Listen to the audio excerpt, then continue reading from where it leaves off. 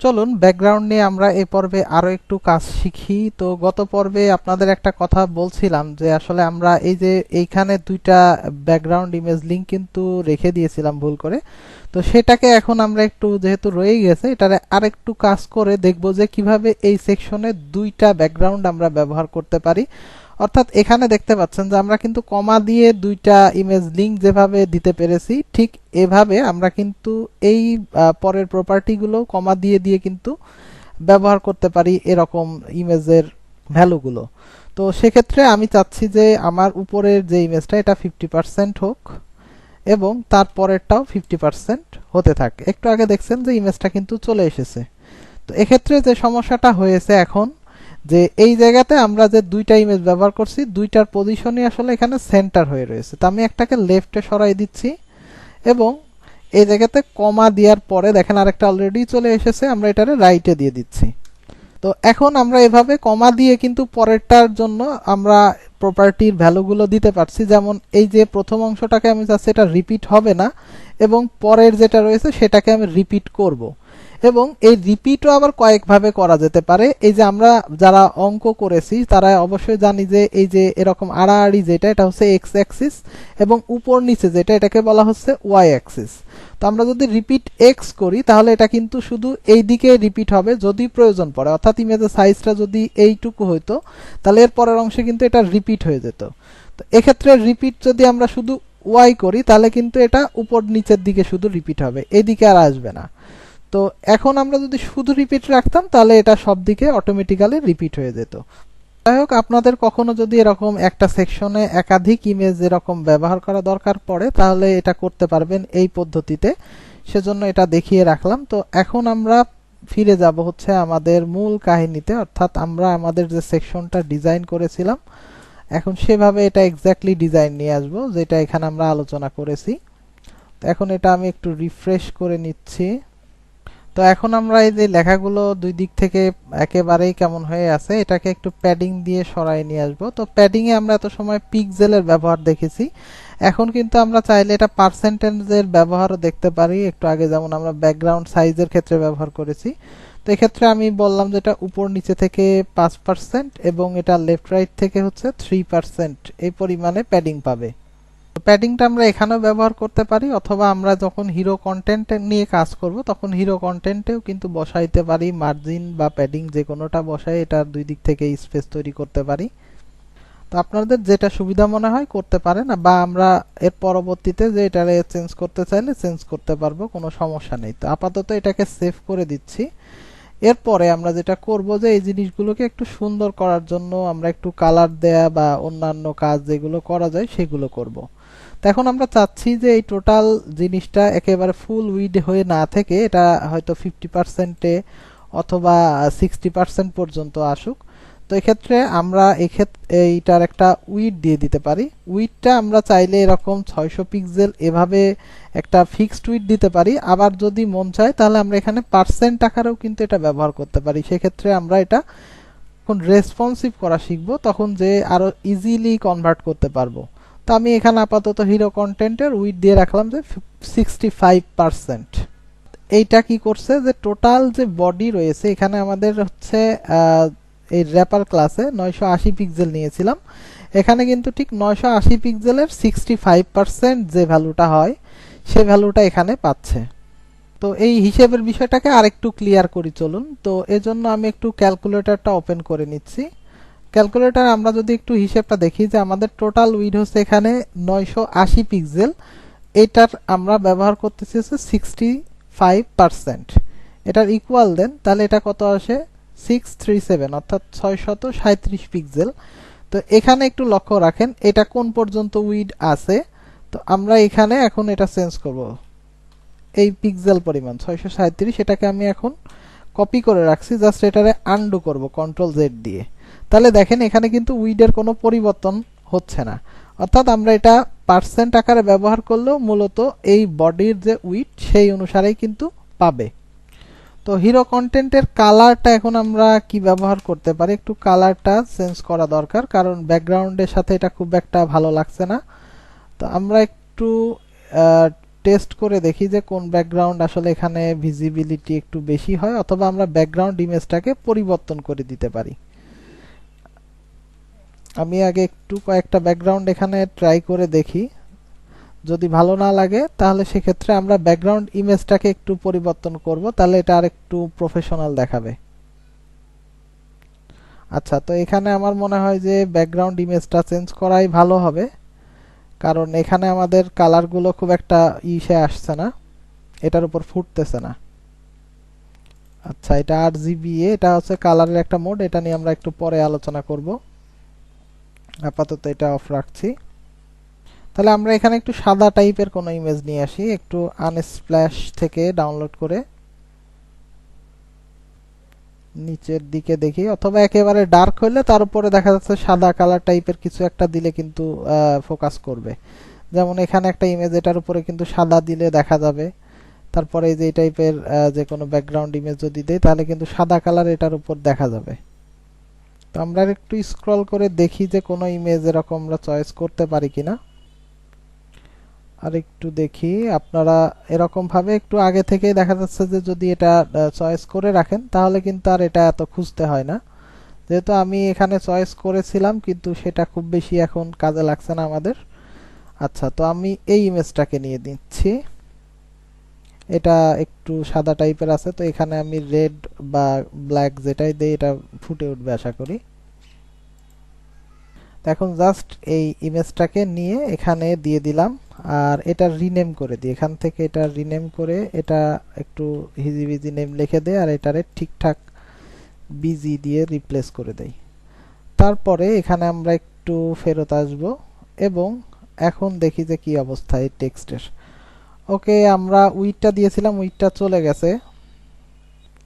তো উইডটা এখানে আবার ফেরত নিয়ে আসার জন্য আমরা একটু লিখব উইড 65%, কালার হচ্ছে রেড। আচ্ছা, রেড খুব একটা ভালো লাগছে না, এখানে আমরা কালারটা হোয়াইট রাখি। এবং এখানে নতুন একটা বিষয় আপনাদেরকে একটু দেখাই, এটা হচ্ছে আমরা ব্যাকগ্রাউন্ড কালার হিসেবে এত সময় আসলে হ্যাশ কোড ব্যবহার করছিলাম, অর্থাৎ হ্যাশ দিয়ে।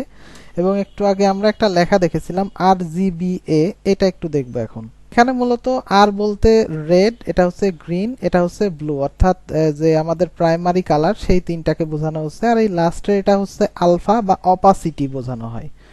তো আমরা এইটা একটু কিভাবে লিখতে হয় সেটা দেখব। তো এক্ষেত্রে ফার্স্ট ব্র্যাকেটের মধ্যে লিখব। তো সেক্ষেত্রে একেবারে কালোর যে কোডগুলো আমরা জানি জিরো, তারপর একটা কমা দিয়ে আবার জিরো লিখি, আবার একটা জিরো দিয়ে দেই। তো এখানে দেখতে পাচ্ছেন যে এটা অলরেডি কিন্তু একটা ফুল ব্ল্যাক ব্যাকগ্রাউন্ড নিয়ে চলে এসেছে এখানে।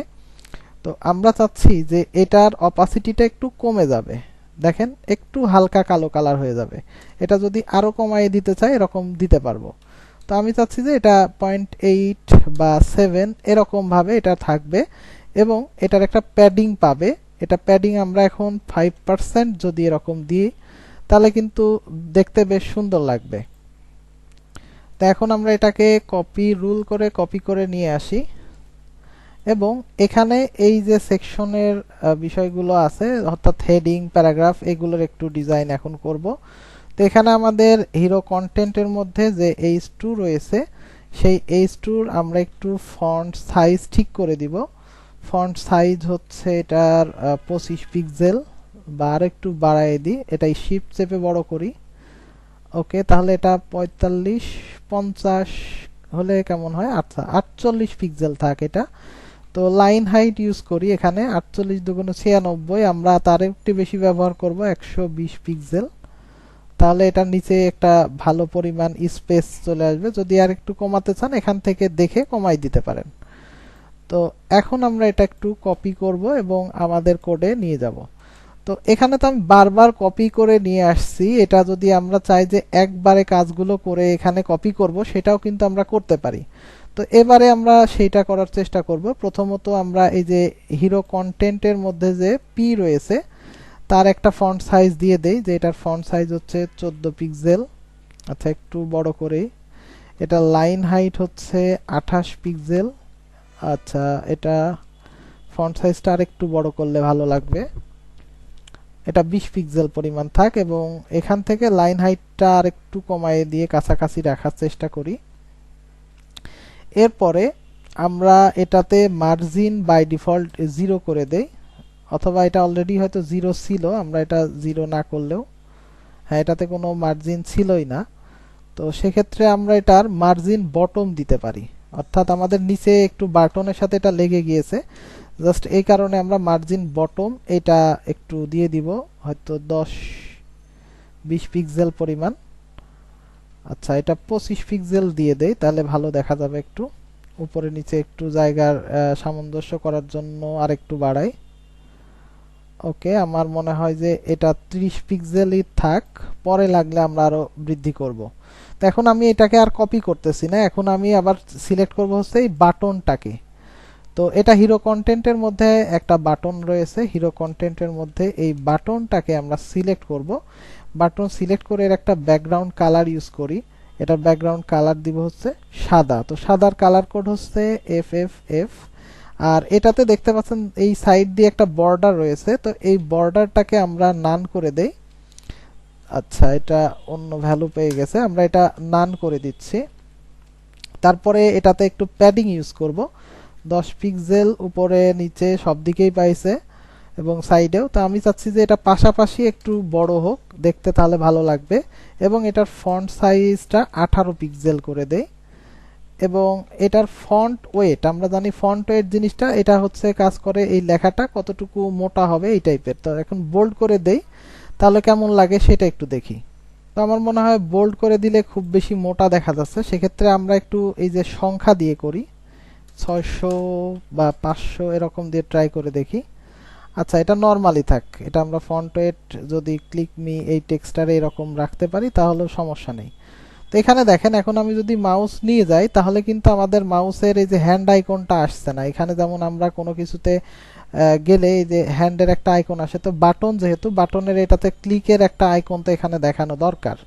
তো এইটা আমরা করতে পারি হচ্ছে সিএসএস এর আরো একটি প্রপার্টি ব্যবহার করে, তার নাম হচ্ছে কার্সর পয়েন্টার। তাহলে যখনই আমরা এখানে আসছি তখনই কিন্তু এটা পয়েন্ট করতেছে আমাদের। তো এটাকে আমরা এখন একবারে কপি করতে চেয়েছি, তো এই জন্য আমি যে রাইট সাইডে দেখেন ইনলাইন 19 লেখা, এটাতে ক্লিক করব। ক্লিক করলে আমরা যে কোডগুলো পরে করেছি বা আগের এই যে করা কোডগুলো কিন্তু এখানে দেখা যাচ্ছে। তো আমি এই পি এবং এর পরের অংশের কোডটুকে সিলেক্ট করে কপি এবং এখানে নিয়ে এসে পেস্ট করে দিতে পারি। তো এখানে একটা বিষয় লক্ষ্য করেন যে একটা ঘটনা হচ্ছে, এই উপরে এক ধরনের স্পেস পাচ্ছে, নিচে আরেক রকম পাচ্ছে। তো আমরা চাচ্ছি যে এই জিনিসটা এরকম না থেকে এটা যদি সব দিক থেকে সমান স্পেস পায় তাহলে হয়তো একটু সুন্দর লাগবে।